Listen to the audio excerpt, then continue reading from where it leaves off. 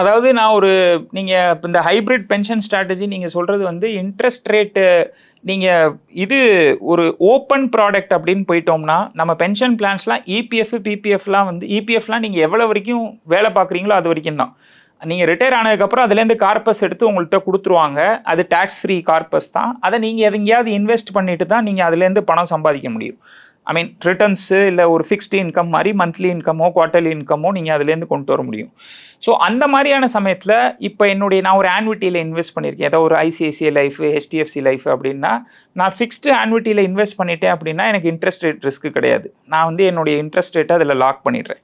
But இல்லை நான் வந்து வெறும்னா ஒரு டெட்டு மியூச்சுவல் ஃபண்டு மாதிரியா போட்டு கவர்மெண்ட் செக்யூரிட்டிஸாக இருக்கிற மியூச்சுவல் ஃபண்ட்ஸ் மாதிரி போட்டு இல்லை பாரத் பையில் போய் இந்த ஆர்பிஐ ரீட்டைல் டைரக்டில் போய் நான் கவர்மெண்ட் செக்யூரிட்டிஸில் நான் வாங்கிக்கிறேன் அப்படின்னீங்கன்னா அப்போவுமே நீங்கள் வாங்குற ஆர்பிஐ பாண்ட்ஸும் இஷ்யூ பண்ணுறாங்க இல்லையா, அவங்கள ரிஸ்கே கிடையாது. கண்டிப்பாக நம்ம முன்னாடி பேசின டிஃபால்ட் ரிஸ்க் சுத்தரவாக கிடையாது.